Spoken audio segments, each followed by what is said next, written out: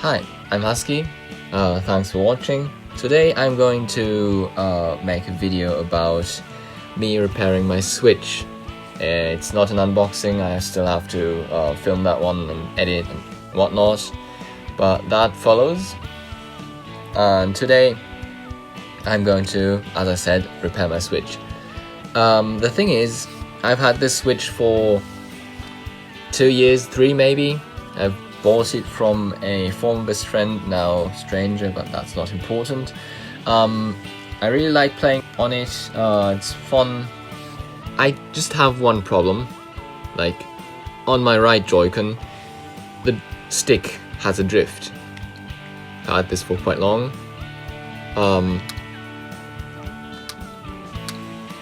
It's not really working as intended because right now it's behaving quite calmly in comparison to usual, but can happen really quick that it just takes a lot of time to come back.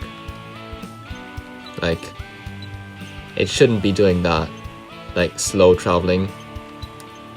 If I like lift my finger, it should go back instantly like it does from the side, but from the top it doesn't, and sometimes it just stays on a downward position like this.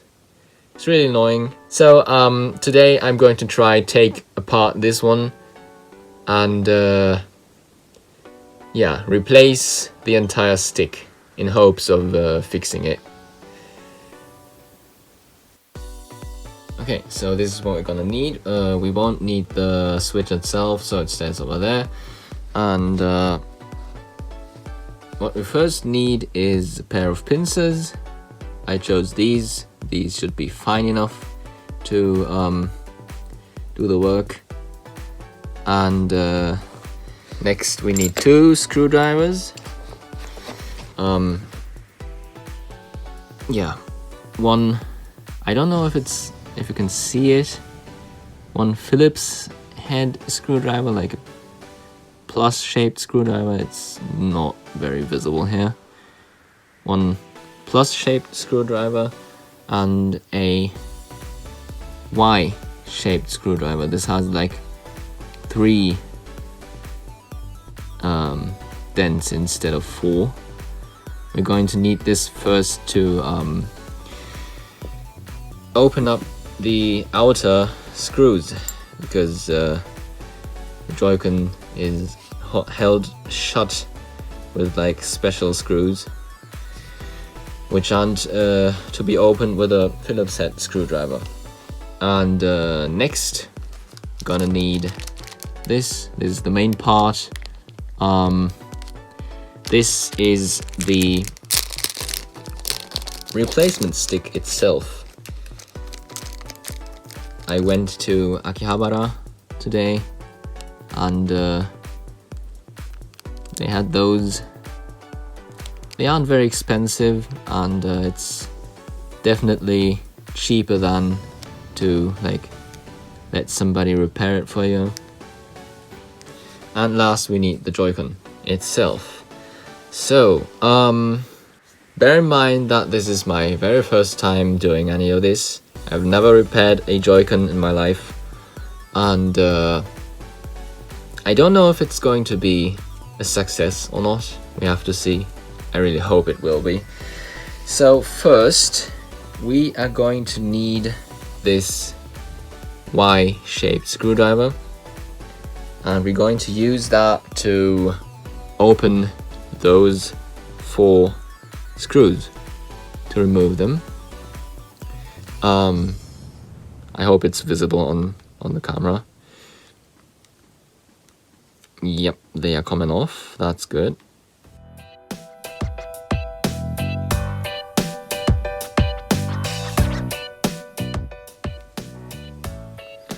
And number 4. And apparently applying pressure lifts this one up. It did, yeah. Now I can see that it's like coming off a little bit.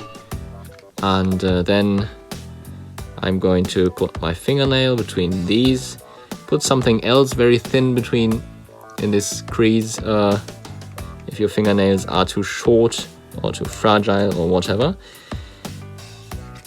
And we have to slide along until this one pops up. Okay, so now you're going to lift the entire thingy, and you see that there's like cables going out. You don't want to break those cables. There are two cables here. I was hiding one, sorry. But there are two cables and we don't want to damage those. So we have to be careful not to pull on them. Okay, so next, I have to be very careful. This is very fine electronics. This one is apparently is the Bluetooth chip, and I have to pull it out of its socket, and gonna do that here because it's not very easy to film this, because this has the stand here and I have to pull this out like this, and then slowly take out the cable that's connecting it to the board like that. Now it's like floating here. Great. Okay. The next step is probably the most difficult one, because I have to put something very thin between the casing of this battery, the battery holder, and the battery itself to like lift it up. Okay, I'm going to try out a minus head screwdriver. I hope it's not going to puncture this battery, because if I do, I would set this house on fire, and boy do I not want to do that. So please pray for me. I'm going to do this well.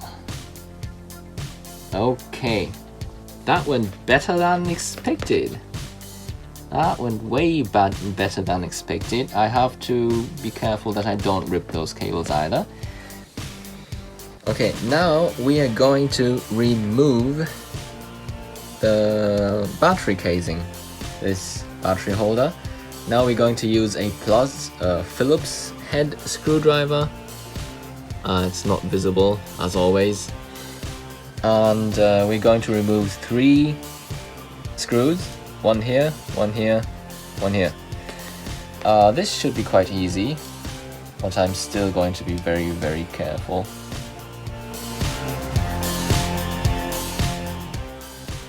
That's 3. 3 screws removed, and moving on. Now we're going to remove this entire battery case, like this. Very carefully, because there is another cable that connects the ZR button that's still on this housing. Don't want to damage it, don't want to remove it, so I'm going to this should work. I hope this works. Okay, now this is our stick, this one. We want to remove it, and before we actually remove it, we have to detach the cables. Next up, we have to remove this one cable by detaching this part. Okay, I can't do that with my phone in one hand and single-handedly, so I'm gonna have to put you on zoom, and I hope that you can see. I just turned everything around in hopes that you can see now. But what we're gonna do is lift up this little black latch. This should go, yes, right? This just went up. I don't know if you can see it. It should be visible.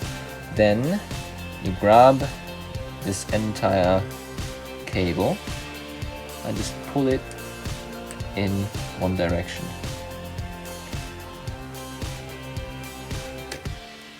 Like that. That did work, and now I have a detached cable. Nice. Next up, we are going to remove those two screws that are holding down the stick itself. Okay, let's do this. We're going to need the Phillips head screwdriver again, and going to just unscrew this. Oh, that's my screw. Please come with me, thank you. Okay, now we have the stick. I just have to pull it out. Ta-da! Nice. This is the original stick that was built into my Joycon, which was doing all the bad work in it. Now it's come off. I don't know why it was so faulty. I don't know if it was design or it was worn off or just dust. I really don't know, but I hope that it's going to be fixed once I install the new one. Okay, now this is part. Just unpack this one. New Joycon stick. This is the one. Apparently it's a product of the 4th generation, enhanced 3 times. It should be like very durable. That's at least what it says on its description. It's a little bit different from the original design, but I hope it's gonna do the job. Okay, and the installation process is just the same, just in reverse. And first what we're gonna do is just put it in, push it through this part.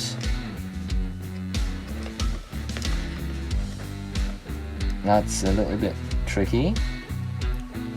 Should work. Should work, yes it did. And now just screw in that part. Take the screws and just the entire thingy. Put the screws back in.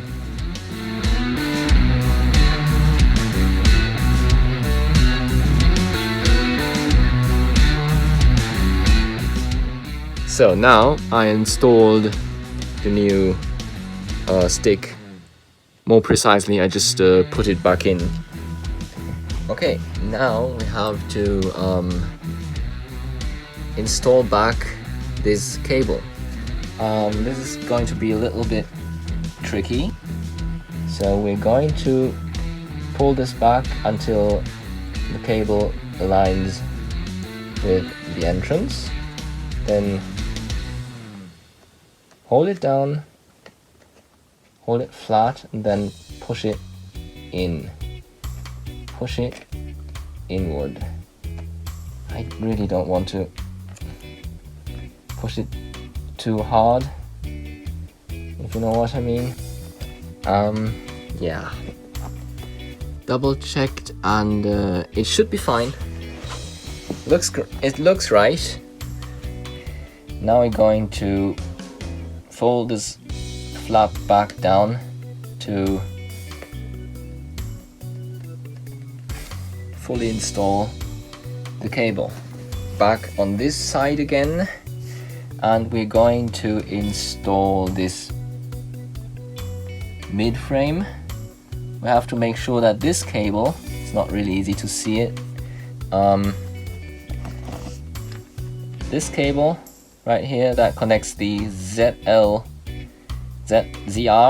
in this case button to the motherboard is in this crease in this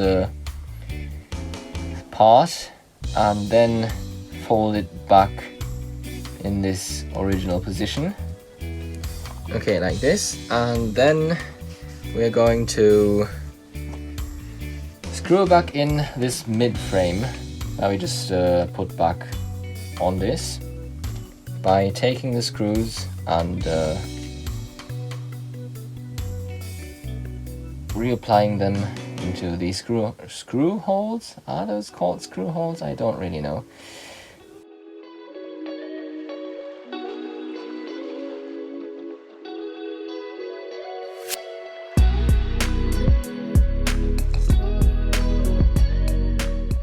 Now the screws are in place.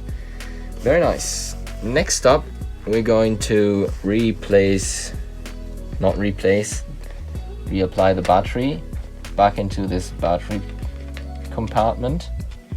Just push it back in because it wasn't like fixed, it was just taped down with double-sided tape or glue or whatever, and this should be fine.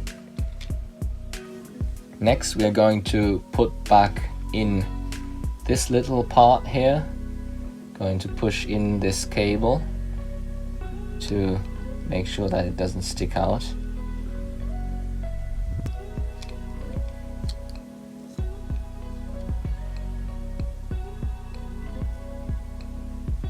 Should be in, and then put it back into the slot that it stayed in.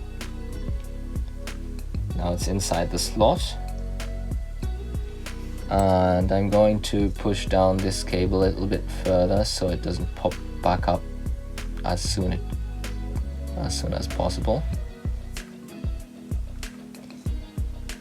Should be fine. And now for the grand finale, we're just going to put back this entire back panel. Then I think I started on this side, so take the screws. Those are the Y-shaped screws. Careful, so take this Y-shaped driver.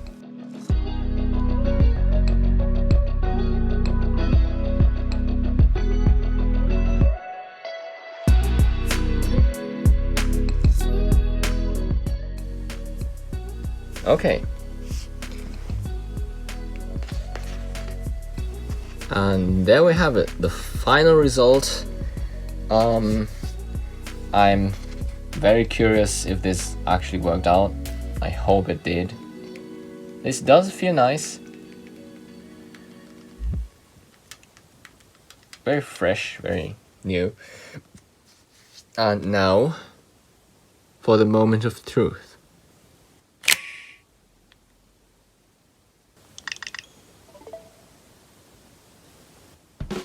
And there we have it, the new stick installed. As far as I can tell, it doesn't have any lag of input or whatsoever. It just responds the instant I want it to. It also doesn't drift away, like it doesn't like try to scroll down even though there's nothing. So that's great.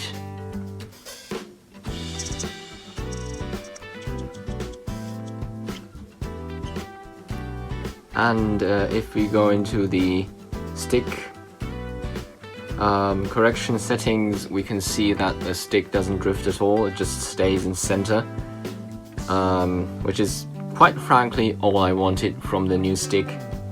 It doesn't like drift automatically like this. Also doesn't have a dead spot where it just recognizes less of an input, which was the case with the old drifting stick. It just stays in center, and it also has a very brilliant, very quick response time, very short response time. So this is great. Okay, I hope I could help somebody with this. Maybe now you know how to replace a stick on a Joycon. Maybe you didn't know, that's fine too.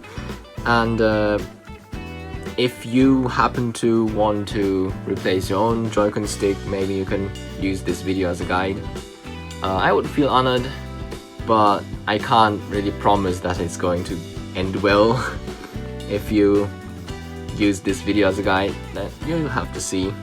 There's also like lots of other guides, videos on this vast internet that you can use. So yeah, anyways, thanks for watching and see you soon. Bye.